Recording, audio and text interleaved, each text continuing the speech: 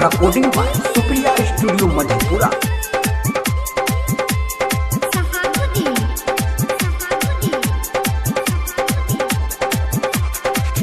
छोरी लागे छ तू भक्का चोनरी कम करे में एक नंबर कोरहनी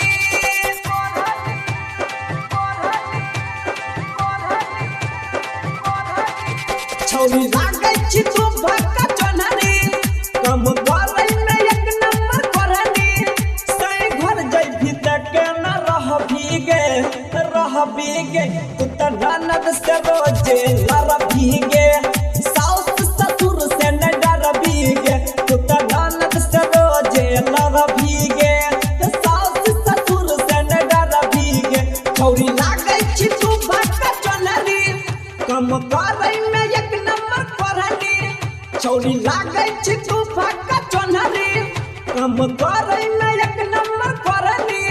सही घर जाई भीतर के न रह भीगे तू ननद से रोजे लर भीगे साउस ससुर से न डर भीगे तू त ननद से रोजे लर भीगे साउस ससुर से न डर भीगे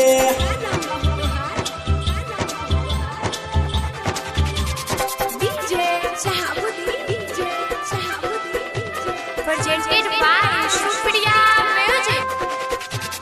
Kitty baja, kitty baja, kitty baja. सैक अपना छौरी गे तोय पे रख भी लाए तू तोर में सासु ससुर के नौकर बनैबी मालिक बनबी घर में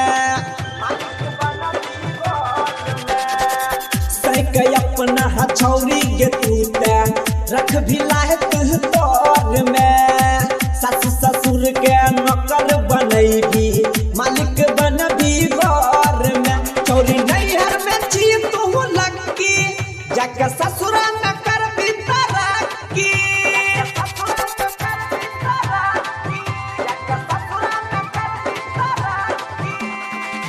छोरी नैहर में छी तू लगी जाके ससुरा में कर भी तरक्की तू त कोलो पानी न भर भीगे रोजे पत्नी से छौरी लर भीगे सही से न तन को डर भीगे रोजे पत्नी से तू लर भीगे सही से न तन को डर भीगे छौरी Presented by Supriya Music. Kitty baja, kitty baja. देवरो सुधाकर मन्नू के तू घर से भगई भीगे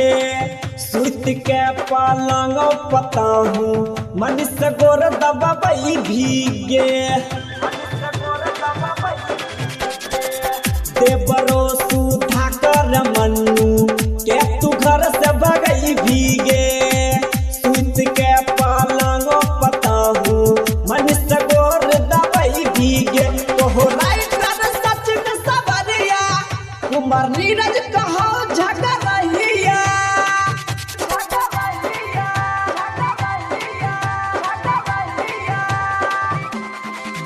कहो राइटर सचिन सवरिया कुमार नीरज कहो झगड़िया छोरी ससुरा में सबका डरई भीगे अपन हुकूमत छोरी चलई भीगे सही घर में राज कर भीगे अपन हुकूमत छोरी चलई भीगे सही घर में राज कर भीगे छोरी लागे छी तू भक्का चोनरी कम करे में एक नंबर कोरहनी छोरी लागे छी तू भक्का चोनरी कम करे में एक नंबर कोरहनी सही भर जाई भीतर के